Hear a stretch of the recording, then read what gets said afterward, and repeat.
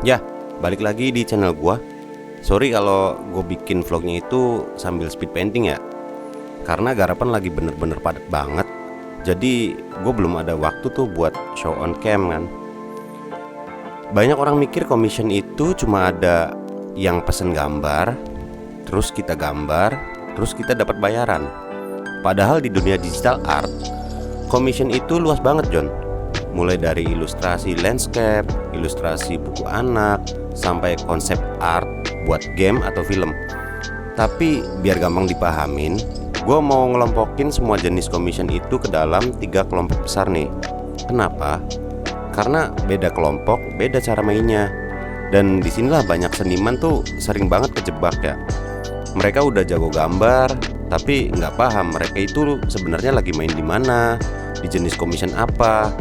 Akhirnya mereka pasang harga yang ngawur, milih platform yang salah, atau berharap alur kerja yang nggak sesuai. Hasilnya capek, bayarannya kecil, dan karir berasa jalan di tempat. So, sebelum lo ngejar klien atau terima project, lo penting banget buat ngerti dulu 3 kelompok commission ini, biar lo bisa main dengan strategi, bukan cuma modal skill.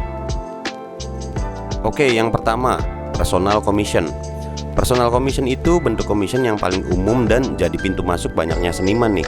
Audiensnya itu individual, bisa fans karakter tertentu, kolektor, atau orang yang sekedar pengen karakter originalnya digambarin. Di sini lo bisa bebas banget nih nentuin jenis layanan lo kayak gimana.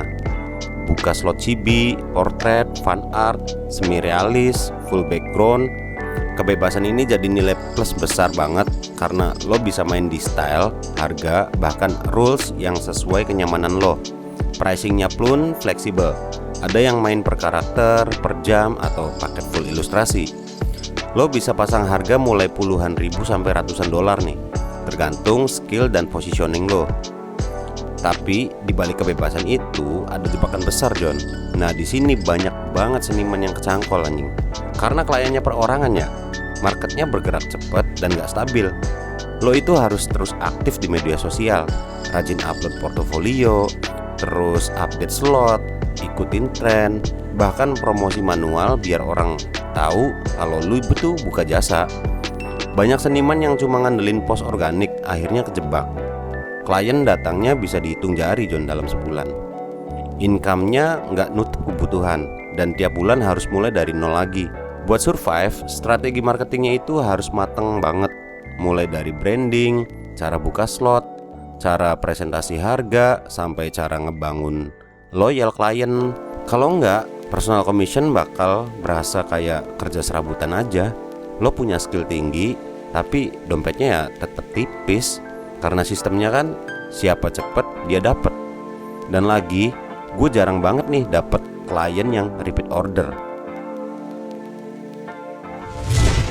Terus yang kedua ada middleman commission.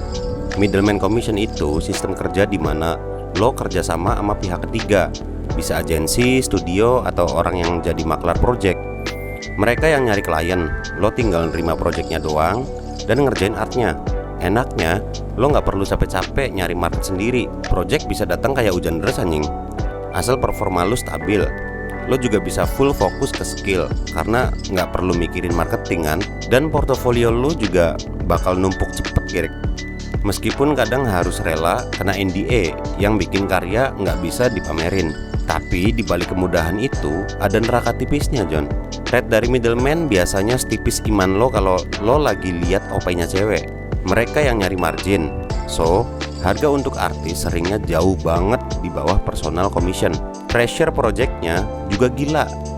Deadline yang nggak ngotak, revisi bisa mendadak, dan ritme kerja nyaris tanpa jeda. Mau healing atau sekedar libur sehari pun susah, John. Identitas lo pun jarang muncul karena ya yang dikenal ke publik adalah middleman-nya, bukan lo. Dan ruang buat nego harganya nyaris nggak ada karena rate udah dipatok dari awal. Nah, kalau soal harga, middleman pasti jauh lebih murah dibanding personal commission. Dengan sistemnya itu per piece dan nggak pakai beda kesulitan, beda harga. Semuanya sama. Kayak lu karakter anime kasual, sama karakter mecha atau D&D ya sama aja harganya. Perbandingannya misal personal commission nih full body lu bisa dapat di harga 30 sampai 50 dolar. Tapi di middleman itu paling cuma 15 dolar anjing. Pembayarannya pun net 30 alias baru cair sebulan setelah semua proyeknya kelar. Ya kayak sistem gajian aja gitu. Dan juga lu pasti sering ngalamin delay payment di sini. Kesimpulannya middleman itu mirip jadi session player di band besar. Duitnya ada, jam terbang nambah, tapi nama lo nggak nongol di poster. Aman buat jaga cash flow atau dapetin jam terbang cepet. Tapi kalau tujuan lo legasi dan pricing premium, ya lo jangan kejebak hidup di sini. Dan yang terakhir ada brand deal commission. Nah, ini dia kasta tertinggi dalam dunia commission. Brand deal commission. Lu nggak lagi main di level orang pesan gambar buat koleksi pribadi, dan lo juga nggak lagi jadi buruh middleman.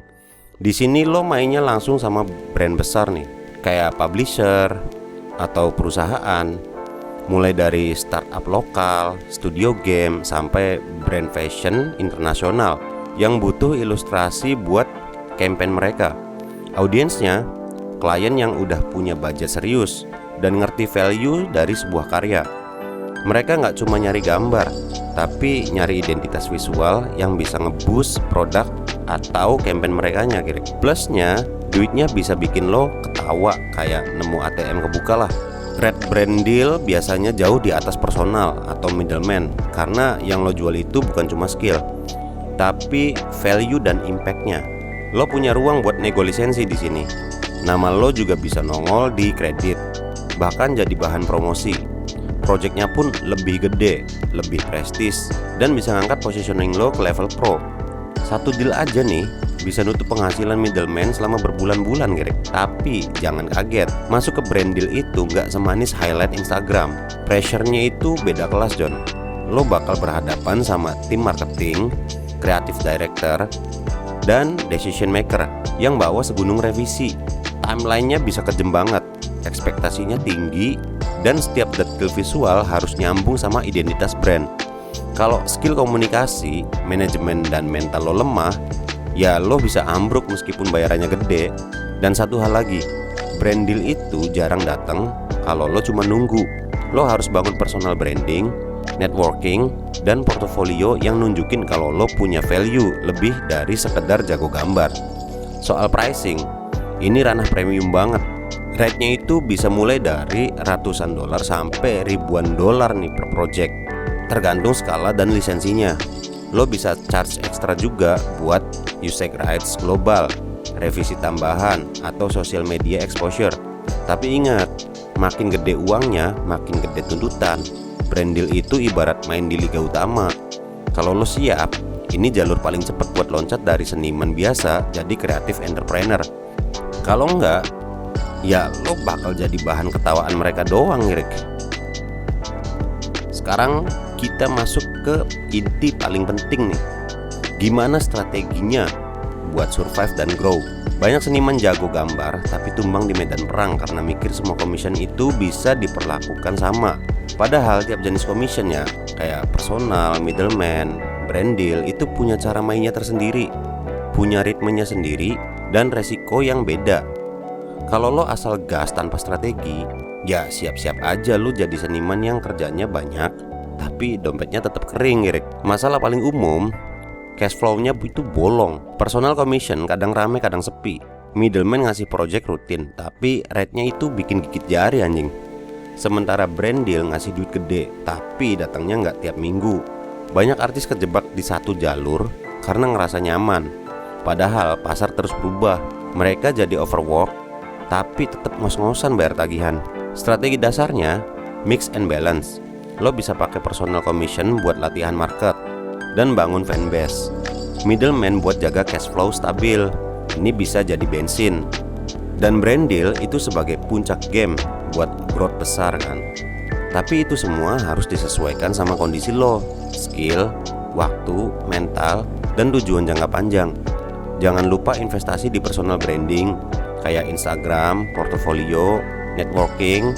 Karena Ya itu pintu utama masuk ke brand deal. Intinya, treat karir lo itu kayak bisnis, bukan cuma hobi berbayar. Kenali jalur mana yang mau dijadiin fondasi, jalur mana yang buat cash flow, dan jalur mana yang buat growth. Beda jenis commission, beda cara main. Punya strategi itu bukan opsi, tapi senjata perang biar lo nggak cuma survive, tapi bisa naik level jadi seniman yang beneran merdeka. Jadi gini, dunia commission itu bukan taman bermain buat orang yang cuma pengen kerja sesuai passion sambil nunggu keajaiban doang. Ini tuh medan perang, Erik. Lo boleh jago gambar, punya style yang bikin netizen ternganga, tapi kalau lo nggak ngerti cara mainnya, kayak personal, middleman, atau brand deal, ya lo cuma jadi buruh digital yang nunggu belas kasihan klien, Erik. Dan percaya sama gua, pasar itu nggak bakal pernah kasihan sama seniman yang naif. Lo harus paham, skill itu tiket masuk, strategi itu senjata. Tanpa senjata, ya lo bakal ditembak harga murah anjing, deadline absurd, dan klien yang hilang tak kemana. Jangan kejebak di satu jalur cuma karena nyaman. Personal commission itu bisa bikin lo bebas, tapi dompet lo pasti bolong. Middleman bisa bikin lo aman, tapi mental lo kering. Brand deal bisa bikin lo kaya, tapi kalau branding lo lemah, lo gak akan pernah diundang ke meja makan mereka. Kalau lo masih mikir, yang penting gambar aja yang bagus, duit bakal nyusul, ya lo selamat datang aja di kenyataan. Pasar itu gak peduli sama idealis lo, yang peduli cuma lo sendiri. Lo mau survive, lo mau grow, ya lo berhenti jadi seniman polos anjing. Lo harus mulai rancang strategi, jaga cash flow, bangun personal branding, dan tentuin jalur yang mau lo menangin. Karena pada akhirnya di dunia ini tuh cuma ada dua tipe seniman, yang jadi pemain dan yang jadi pion.